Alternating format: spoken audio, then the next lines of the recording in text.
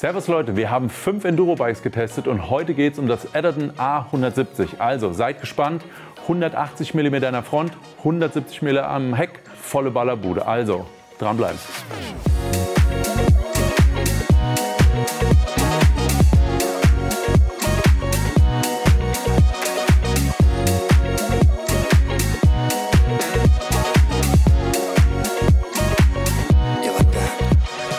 Edderton A170 Enduro Bike. Leute, ihr kennt es bestimmt, es ist einer der exotischen Bikes auf dem Markt, gerade hier in Deutschland eher selten gesehen in freier Prärie. Wir haben es für euch getestet in Bischofsmais im Bikepark und mit 4 weiteren Bikes verglichen.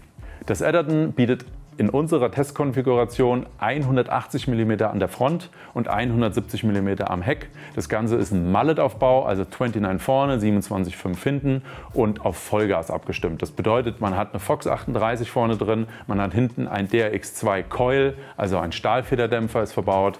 Dazu ist mit weiteren soliden Parts wie den Bremsen von Hayes, also den Dominion A4 ausgestattet, die ordentlich Bremspower haben. Des Weiteren haben wir unsere Bikes hier in diesem Vergleichstest mit Schwalbereifen ausgestattet. Das bedeutet, wir hatten vorne einen Magic Mary in Super Soft Gravity Compound oder Gravity Karkasse besser gesagt. Und am Heck hatten wir den Albert auch in der Gravity Karkasse als Soft-Version. Unterstützt hat uns weiterhin NC17 mit den Zutpin Flat Pedals, die bin ich unter anderem gefahren, weil ich gerne mal wieder Flat Pedals fahre. Und von Unleashed hatten wir noch gleich das M02 Schutzblech, das heißt, wenn es mal regnet, sind wir safe und das hat uns auch gerade am letzten Testtag oder Shooting-Tag enorm geholfen. So, da ich jetzt die Ausstattung schon gleich vorne weggenommen habe, kann ich euch auch gleich den Preis nennen von diesen Prachtboliden.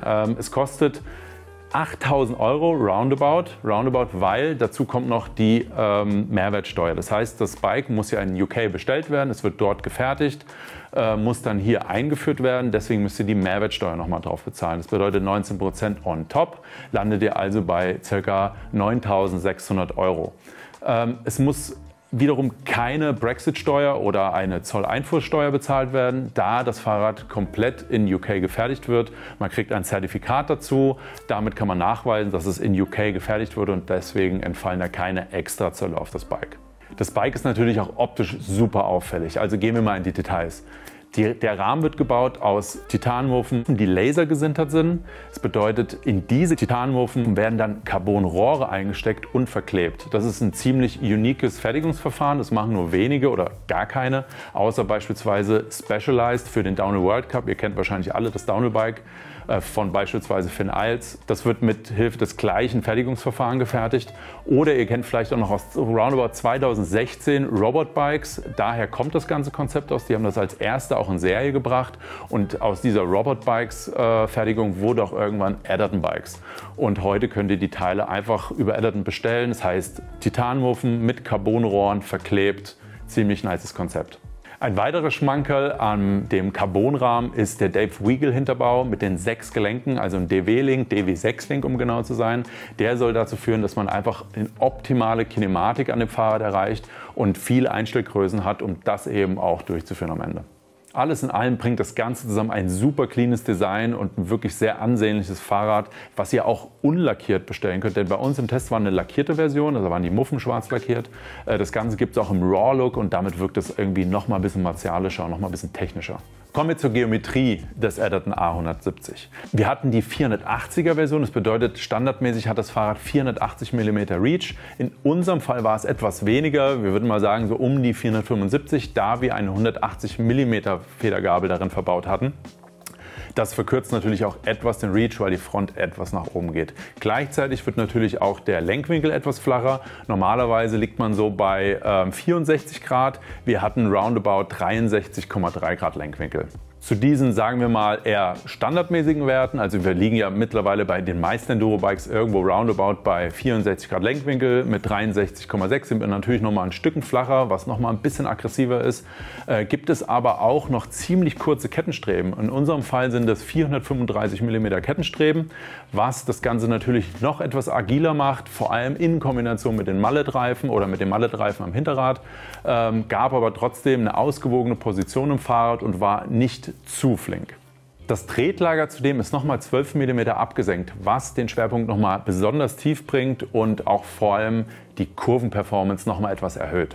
Aber das Edderton, das soll ja nicht nur bergab gehen, es soll ja auch bergauf gehen. Daher gibt es das Ganze auch mit einem ziemlich steilen Sitzwinkel. Der liegt nämlich normalerweise bei 77,8 Grad, was schon auf der steilen Seite liegt. Mir persönlich sehr gut gefällt. Durch die etwas höhere Gabel und dadurch etwas flachere Winkel im Rad sind wir ungefähr bei 77 Grad, würde ich sagen. Ja, aber das ist immer noch super steil und ergibt eine schöne aufrechte Sitzposition im Rad. Das Rad kann grundsätzlich in 22 Rahmengrößen bestellt werden, plus extra Custom-Aufbauten. Das heißt, ihr könnt auch da ganz persönliche eigene Geometrien angeben. Die werden dann für euch individuell aufgebaut. Unser Rad in der Größe 480, was sich auf den Reach bezieht, liegt bei ca. 16,4 Kilogramm. Kommen wir zum Fahreindruck des Edderton A170. Also, wir haben getestet, im Vergleichstest 5 Fahrräder. Wir waren dafür im Bischofsmais, also im Bikepark Geiskopf. Dort gibt es alles, also Bikeparkstrecken, große Jumps, Loma, weil dort wurde ja unter anderem jetzt auch gerade wieder die Deutsche Meisterschaft ausgetragen über die Chili-Serie. Habt ihr wahrscheinlich auch verfolgt. Ziemlich cooles Gebiet, es gibt eigentlich alles, was ihr braucht. Und gerade für so einen Enduro-Vergleichstest waren wir da perfekt aufgehoben. Dazu gibt es natürlich Liftunterstützung, dass wir nicht alles treten müssen. Macht das Ganze natürlich auch noch ein bisschen einfacher für uns. Und ja, wir hatten mega viel Spaß vor Ort. So, bevor es wirklich in die Details geht mit dem Fahreindruck, muss man einen kleinen Disclaimer vorab nennen. Das bedeutet, das Edderton kam leider nicht im Bestzustand zu uns. Das Fahrrad war wahrscheinlich schon eine Weile auf Reisen in Europa für verschiedene Magazine. Leider haben wir vor Ort festgestellt, dass der Dämpfer defekt war, sodass wir dann aus dem Pivot-Testbike, was ja auch hier in unserem Vergleichstest dabei war, mussten wir den X2-Dämpfer einbauen. Der hat zum Glück auch gepasst. Und mussten den DHX Coil von Fox ausbauen, weil der einfach hinüber war. Genauso die Gabel, die war auch schon ziemlich durch. Das bedeutet, die war ziemlich harsch im Ansprechverhalten. Wir haben versucht, das Beste rauszuholen an dem Ganzen. Aber ja, so ist es eben. Ich meine, Kleinigkeiten wie Bremsen entlüften oder dass die Schaltung nicht perfekt funktioniert, ist okay. Das haben wir alles vor Ort richten können. Der Rest war natürlich nicht optimal, um eine gute Vergleichsbasis zu haben. Wir haben trotzdem versucht, das Beste daraus zu machen. Starten wir einfach mal mit den Uphill-Eigenschaften des Edderton A170 und die sind ziemlich solide. Es ist jetzt vielleicht nicht das spritzigste Fahrrad am Markt, aber es ist halt auch ein Enduro-Bolide. Es hat 180 mm an der Front, 170 am Heck. Dafür tritt es sich sehr ausgewogen. Man kommt ziemlich flott den Berg hinauf, es wippt nur wenig. Also zusammenfassend kann man sagen, für das, was es ist, also ein großhubiges Enduro-Bike, waren wir sehr zufrieden mit den Uphill-Eigenschaften. Viel interessanter beim Edderton ist natürlich, wie geht es bergab. Und da brilliert es natürlich im Vergleich zum Uphill noch mal deutlich mehr, denn es geht super sensibel, gerade am Anfang des Federwegsbereichs zur Sache.